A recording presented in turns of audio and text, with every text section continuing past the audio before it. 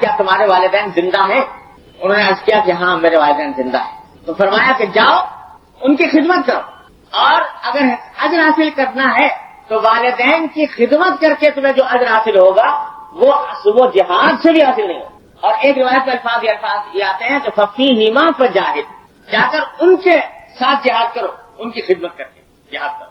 تو جہاد سے بھی زیادہ ان کو فوقیت عطا فرمائے کہ تمہارے لیے جہاد یہی ہے کہ والدین کی خدمت. اللہ، ہمارے حضرت فرمایا کرتے تھے، اور یہ بات ہمیشہ یاد رکھنے اور سمجھنے کی ہے، فرماتے تھے کہ بھائی دین جو ہے وہ شوق پورا کرنے کا نام دین نہیں، اللہ اور اللہ کے رسول صلی اللہ علیہ وسلم کی اتباع کا نام دین ہے.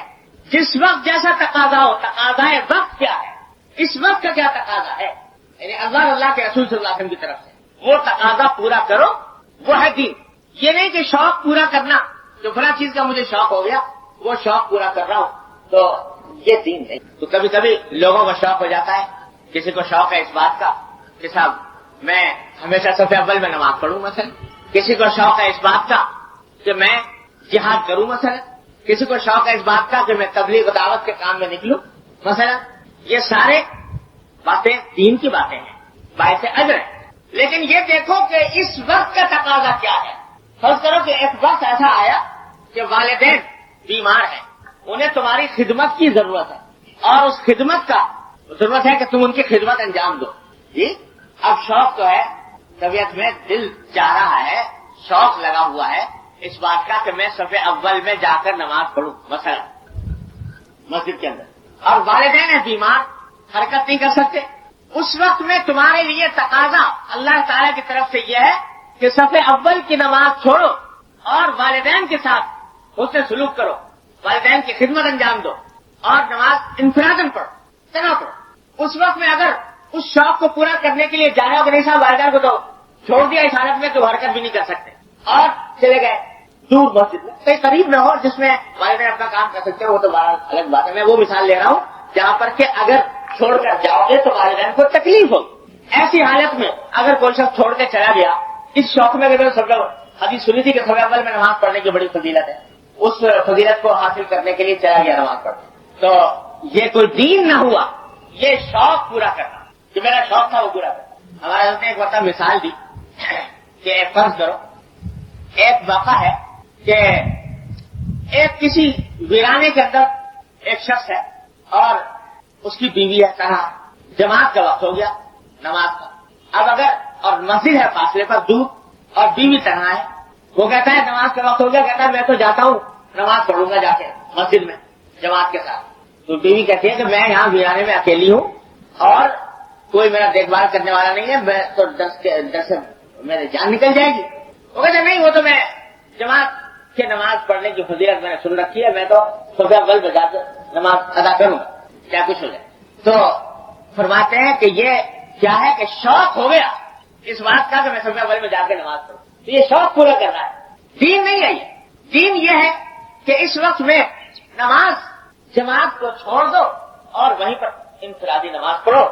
اس وقت میں تقاضا دین کا یہ ہے، اور اگر اس کے خلاف کرو گے تو وہ شوق پورا کرنا ہوگا، نماز وہ اطاعت نہیں ہوگی اللہ اور اللہ کے رسول. گھر میں بیمار ہیں، گھر کے اندر والدین بیمار ہیں، بیوی بچے بیمار ہیں، بری حالت میں ہیں، ایسی حالت میں کوئی شخص سوچا دل میں آ گیا کہ صاحب میں تو تبلیغ کے لیے جاتا ہوں مثلا، ویسے تبلیغ کے لیے نکلنا بڑا اجر و ثواب کا کام، لیکن اس حالت میں جبکہ والدین کو یا گھر والوں کو تمہاری طرف سے خدمت کی ضرورت ہے، اس کے بغیر ان کا کام نہیں چلتا، اس حالت میں اگر جاؤ گے تو یہ اپنا شوق پورا کرنا ہوگا، دین کا تقاضا نہیں.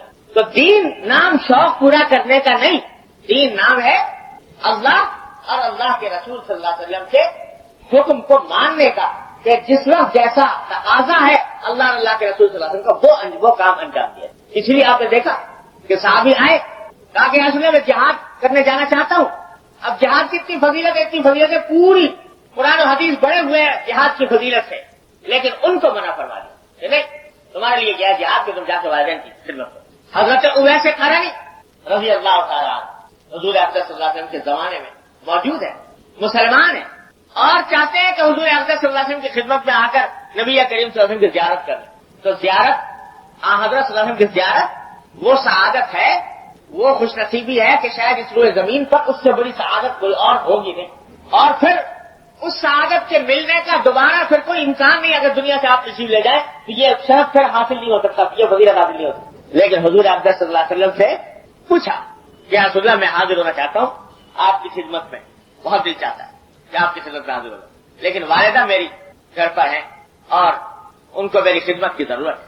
حضرت صلی اللہ علیہ وسلم نے منع فرمایا کہ نہیں، بتاؤ والدہ کی خدمت کرو. کیوں؟ اس واسطے کہ اب وقت کا تقاضا، جب والدہ بیمار ہو تو وقت کا تقاضا یہ ہے، چاہے دل میں شوق یہ ہو کہ حضور اقدس صلی اللہ علیہ وسلم کی خدمت میں جا کر حاضر ہو کر آپ کی زیارت کرو. بولا بتائیے کہ کیسا کوئی بھی صاحب ایمان ہو اس کے دل میں حضور اقدس صلی اللہ علیہ وسلم کی زیارت کا کتنا شوق ہو.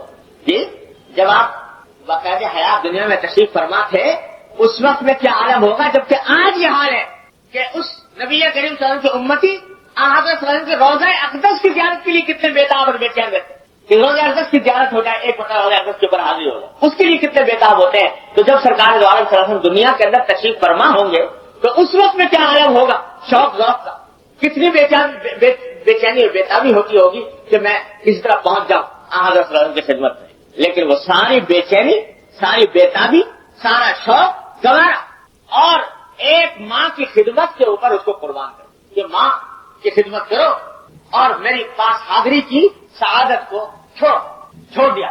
اللہ، وہ مقام صحابیت کا مقام چھوٹ گیا.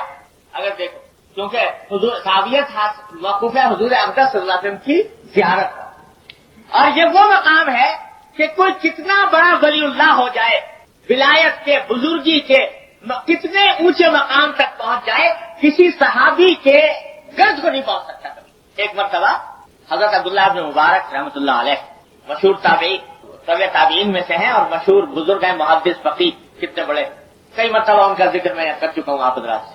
ان سے کسی نے عجیب سوال یہ کیا کہ یہ بتائیے کہ حضرت معاویہ رضی اللہ تعالیٰ عنہ افضل ہیں یا حضرت عمر ابن عبدالعزیز افضل ہیں؟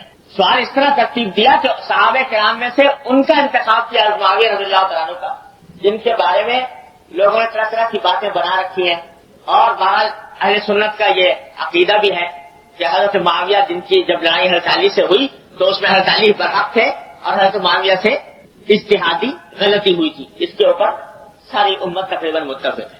تو صحابہ کرام میں سے معاویہ رضی اللہ عنہ گویا ان حضرات میں سے ہیں جن کی شخصیت کسی قدر متنازعات ہی رہی ہے. تو پوچھا کہ وہ افضل ہے، اور دوسری طرف رکھا عمر بن عبدالعزیز کو، جن کے بارے میں کہا جاتا ہے کہ عمر ثانی، حضرت فاروق اعظم کا ثانی ان کو کہا جاتا ہے، عدل و انصاف میں، تقوی طہارت میں، ہر چیز میں، اور پہلی صدی ہجری کے، دوسری صدی ہجری کے مجدد ہیں حضرت عمر بن عبدالعزیز رحمۃ اللہ علیہ. تو اتنے مقام کے بزرگ ہیں. پوچھا کہ معاویہ افضل ہے یا عمر بن عبدالعزیز افضل ہے؟ تو جواب دیا عبداللہ بن مبارک رحمۃ اللہ علیہ نے کہ میاں تم پوچھتے ہو کہ معاویہ افضل ہے عمر بن عبدالعزیز افضل ہے؟ ارے عمر بن عبدالعزیز تو درکنار اور حضرت معاویہ تو درکنار. حضرت معاویہ کی ناک میں جو مٹی گئی تھی حضور اقدس صلی اللہ علیہ وسلم کے ساتھ جہاد کرتے ہوئے، وہ مٹی بھی ہزار عمر بن عبدالعزیز سے افضل ہے. جو صحبت کا مقام اللہ تبارک و تعالیٰ نے حضرت معاویہ رضی اللہ تعالیٰ کو عطا فرما دیا نبی کریم صلی اللہ علیہ وسلم کی زیارت کی بدولت. ایک مرتبہ زیارت ہو جائے سرکار دو عالم تو صحابیت کا جو مقام انسان کو حاصل ہو جاتا ہے، ساری زندگی کوشش کرتا رہے تو بھی وہ صحابیت کا مقام حاصل نہیں کر سکتا.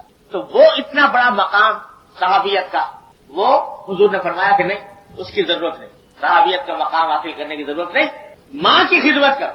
تو ماں کی خدمت کی خاطر صحابیت کے اتنے بڑے اعلیٰ مقام کو بھی قربان کر دیا. فرمایا کہ چھوڑ دو.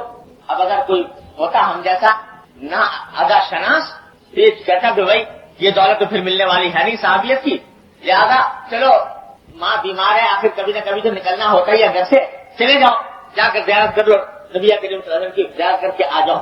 لیکن چونکہ پیش نظر شوق پورا کرنا نہیں تھا، اپنی ذاتی خواہش کا مقام نہیں تھا، مقام تھا اللہ تبارک و تعالی اللہ کے رسول کی اطاعت کا، تو چھوڑ دی ویسے رہ کر. اور نتیجہ یہ ہوا کہ حضور اقدس صلی اللہ علیہ وسلم کا وصال ہو گیا اور حضرت عمر سے قراری زیارت نہیں کر سکے سرکار دو عالم ماں کے ساتھ. لیکن اللہ تبارک و تعالی نے اس ماں کی خدمت کا صلہ کیا دیا؟ اللہ اکبر.